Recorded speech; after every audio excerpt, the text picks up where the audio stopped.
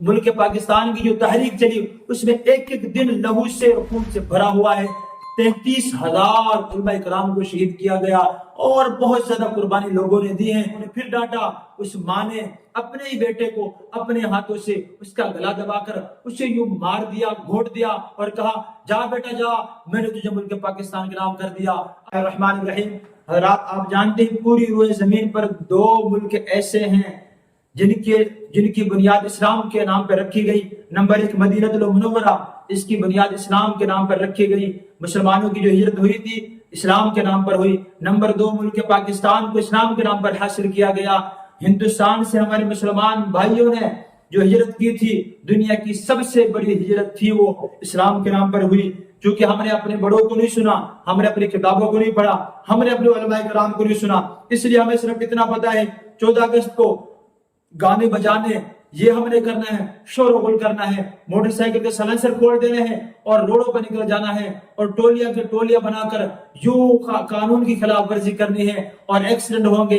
کسی کا بھائی جائے گا, کسی کا بیٹا جائے گا, کسی کا شوہر جائے گا, اپنے آپ کو مصیبت میں ڈالیں گے, اپنے گھر والوں کو مصیبت میں ڈالیں گے اور راہ گزر مسافروں کو اپنے مصیبت میں ڈالیں گے. میرے دوستو, دوسروں کو تکلیف دینا یہ کہاں کی آزادی ہے؟ گانا بجانا یہ کہاں کی آزادی ہے؟ ہمیں آزادی ملی ہے دشمنوں سے.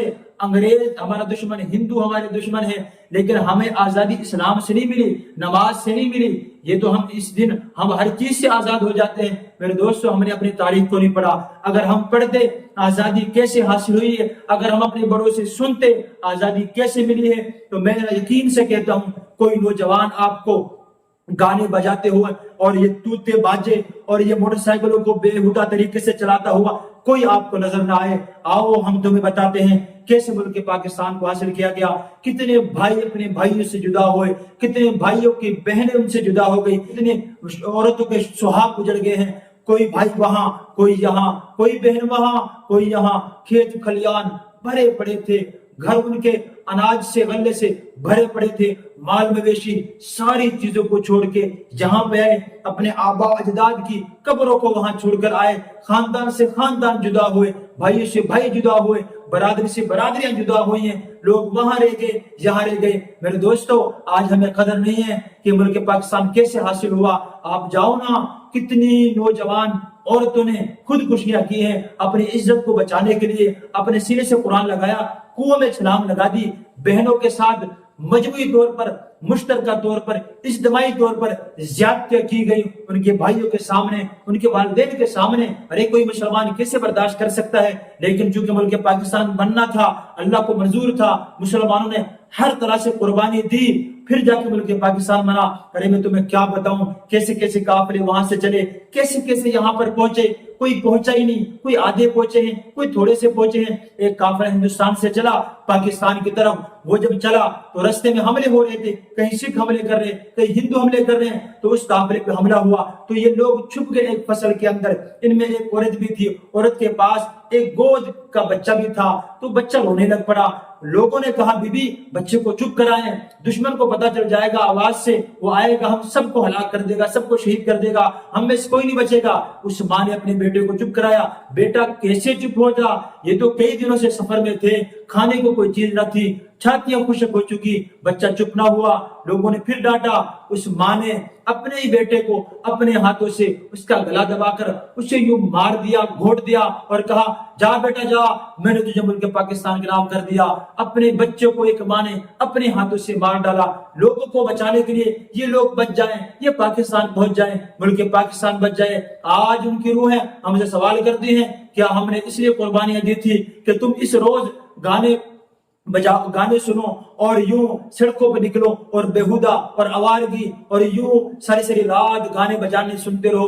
اس لیے کیا ہم نے یہ ملک آزاد کیا تھا؟ اس لیے کیا ہم نے قربانیاں دی تھی؟ میرے دوستو, ملک پاکستان کے پیچھے بہت بڑی ایک داستان ہے. ملک پاکستان کی جو تحریک چلی اس میں ایک ایک دن لہو سے اور خون سے بھرا ہوا ہے. 33,000 علماء کرام کو شہید کیا گیا اور بہت زیادہ قربانی لوگوں نے دی ہیں. اس لیے خدا را اس دن یہ کام بالکل نہ کریں، اس دن عاجزی کریں، انکساری کریں، اللہ سے مانگے دعا، جیسے ابراہیم علیہ السلام نے دعا مانگی، اذ قال ابراہیم رب اجعل هذا البلد آمنا، اللہ میرے اس شہر کو امن کا گہوارہ بنا۔ ہم بھی اللہ سے دعا کریں۔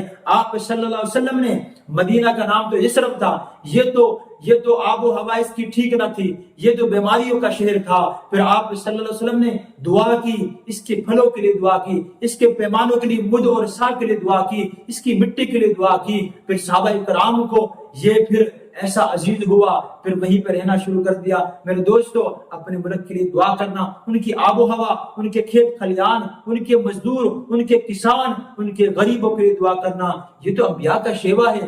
ہم ملک پاکستان کے لیے دعا کریں اللہ تعالیٰ سے، اس میں جو کردار ادا کر سکتے ہیں مثبت، وہ ضرور ادا کریں۔ ہم کسی بھی شرمگیزی کا ہم حصہ نہ بنیں، ہم ہر اس بندے سے دور رہیں جو ملک اور ملت کے خلاف کوئی کام کرتا ہو۔ ہم اس بندے کو سلام کو پیش کریں جو ملک اور ملت کے لیے خیر کا کام کرتے ہیں، تو ہم نے خیر کی چابی بننا ہے، شر کی چابی نہیں بننا۔ ملک پاکستان زندہ باد، اللہ اس کو تا قیامت زندہ باد رکھیں۔ وآخر دعوانا الحمدللہ رب العالمین۔